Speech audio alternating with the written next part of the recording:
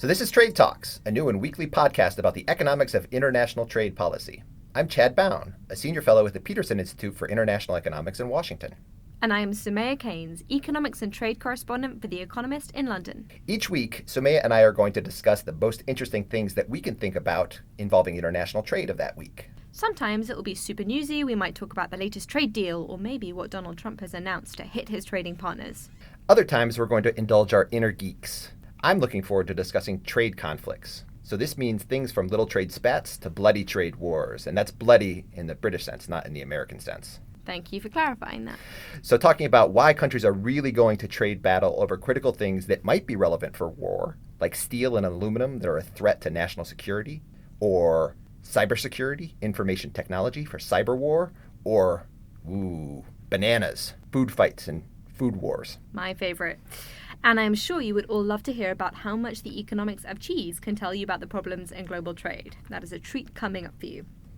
So, you may know Chad from Twitter. He's currently being quoted in every single broadsheet newspaper under the sun.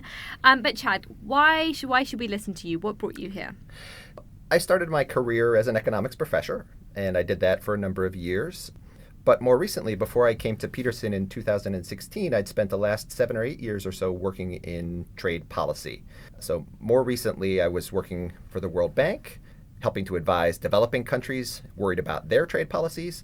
And then earlier, I had been working in the Obama White House, worried very much about U.S. trade policy. But since I've been at the Peterson Institute, basically I focused my time on Donald Trump and worrying about his trade policy. And I guess you must worry about that quite a lot. I do. So, how about you? What do you spend your time thinking about when you work on trade? What brought you to trade? So I started out as a pretty general economist. When my first job was with the British government, I was a policy advisor. Then that wasn't geeky enough for me, so I went to work for the Institute for Fiscal Studies and economics research. And then I came here to The Economist, where I was this global economics correspondent. And then after a while, my editor said, hey, why don't you start covering trade? Don't worry, nothing much ever happens. It'll be fairly sleepy. You can get a specialism and that'll be great. So that was then. And things are a bit different now. It's kind of blown up.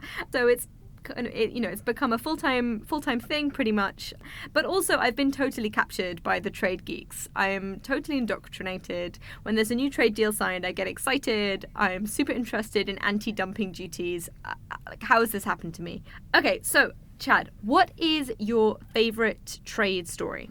Well, in this podcast, I feel like it's really likely that we're going to end up talking about a lot of really negative things. Trade battles, trade wars, trade disputes.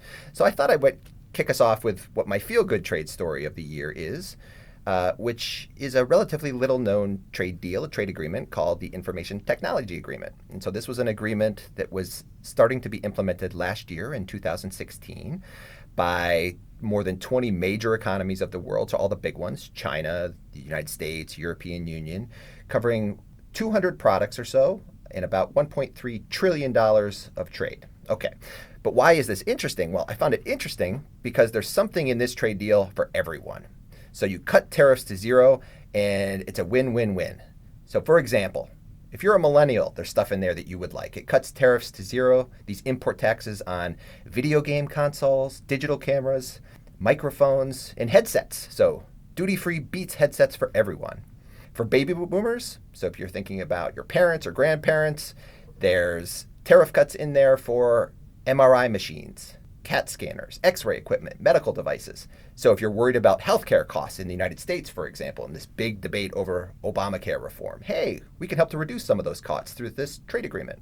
And then finally, if you're one of these giant multinational companies that's involved in global supply chains, we'll talk a lot about those. The product list in this information technology agreement more than 70 times uses the word parts. So parts for processors, controllers, memory chips, circuits, semiconductors, all these critical components for the gadgets that are going on and being made in the global economy. All this stuff is in this really fabulous recent trade deal. How about you?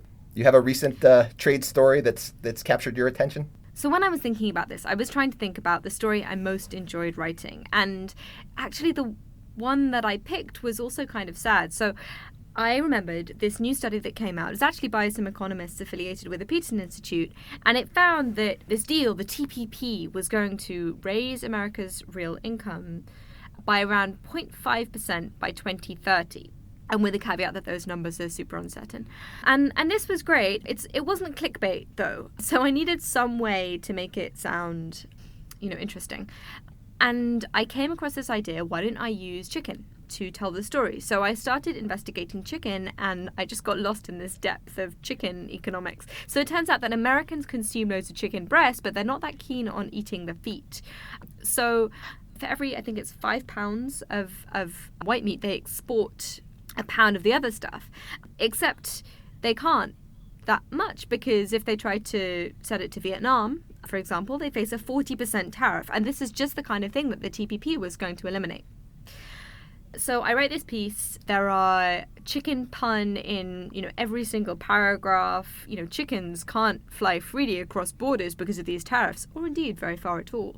But then the kicker of my piece is saying there are these big costs to delay. So if you sign this deal and you implement it in 2017 rather than 2016, you'll forego $94 billion worth of economic output. And that was then at the beginning of 2016. And obviously, since then, times have changed. TPP is for the American chicken exporters kind of dead. So that's my favourite but slightly bittersweet story. Yeah. That is the end of the sneak preview of the Trade Talks podcast. We really, really hope that you're going to enjoy it. If you love it, we'd be so grateful if you could leave us reviews on iTunes. It really, really helps other people find the show. If you hate it, that's cool too, but maybe your friends won't. So feel free to tell them about it. And of course, you should follow us on Twitter. I'm at Soumaya Keynes. And I'm at Chad Bown. And you can follow the show at trade__talks. That's, if you missed it, at trade__talks. Because when talking trade, 1 underscore just isn't enough. Chad, we really need to think of a better strapline than that. Yeah, I think you're right.